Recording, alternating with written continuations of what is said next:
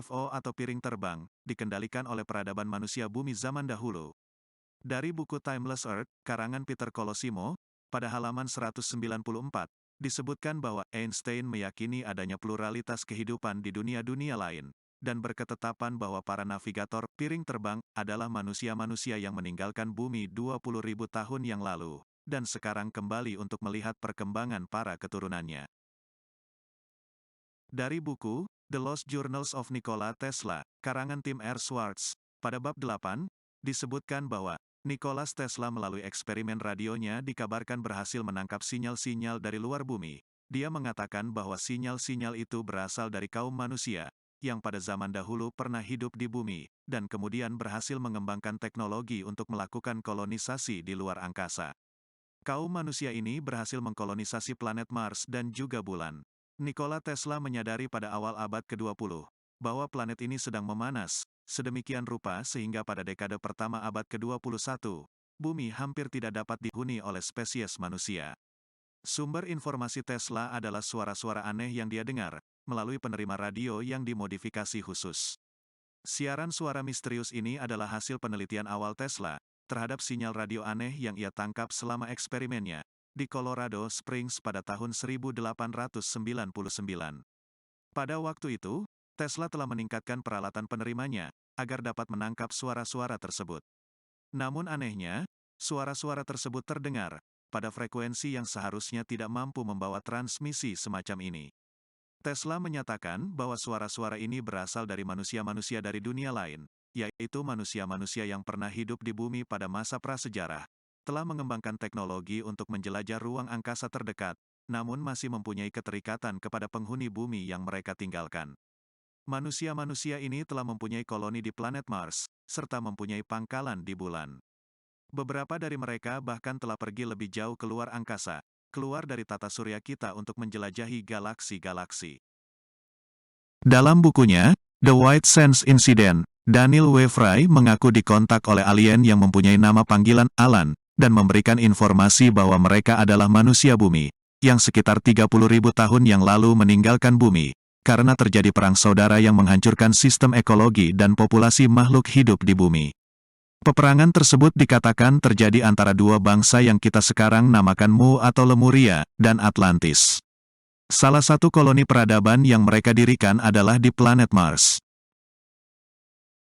Di dalam buku The Janos People, yang ditulis oleh Frank Johnson, pada bab 13, diceritakan mengenai sekelompok alien berwujud manusia, yang mengadakan kontak dengan sebuah keluarga kecil sederhana, dan menceritakan bahwa mereka berasal dari sebuah planet bernama Janos, yang berjarak ribuan tahun cahaya. Menariknya setelah selesai melakukan wawancara, Frank Johnson, sang penulis buku, mengambil kesimpulan bahwa alien Janos ini sepertinya berasal dari bumi juga. Berikut ini adalah kutipan dari dalam buku tersebut. Semakin dalam kita menggali masalah orang Janos ini, semakin jelas bahwa mereka, pada dasarnya, adalah penduduk bumi yang telah lama meninggalkan planet asal mereka. Mereka sendiri memberitahu kita hal ini. Berikut adalah kutipan dari penyataan alien Janos. Kami tahu tentang bumi dari masa lalu. Kami tahu di mana letaknya di langit. Melihat kalian semua dan planet ini, rasanya seperti melangkah kembali ke dalam salah satu buku sejarah kami. Bagi kami, kalian adalah sejarah yang hidup. Kalian adalah bangsa kami, karena kalian sama dengan kami. Dalam sebuah acara interview yang berjudul Joe Rogan Experience, pada edisi nomor 1029, Tom DeLonge menyatakan bahwa ada hubungan antara UFO yang jatuh di Roswell dengan peradaban Yunani kuno, khususnya Atlantis. Tom DeLonge adalah salah satu pendiri organisasi peneliti fenomena UFO yang bernama To the Star Academy. To the Star Academy merupakan salah satu pihak yang telah berhasil mendukung dibukanya isu UFO oleh Direktorat Intelijen Nasional Amerika Serikat, pada tanggal 25 Juni tahun 2021. Tom DeLonge mempunyai koneksi beberapa teman di intelijen, militer Amerika Serikat, dan perusahaan industri militer seperti Lockheed Martin.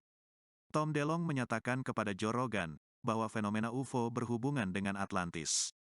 Bahwa ada sebuah kelompok manusia yang selamat setelah bencana yang menimpa Atlantis sekitar 11.500 tahun yang lalu.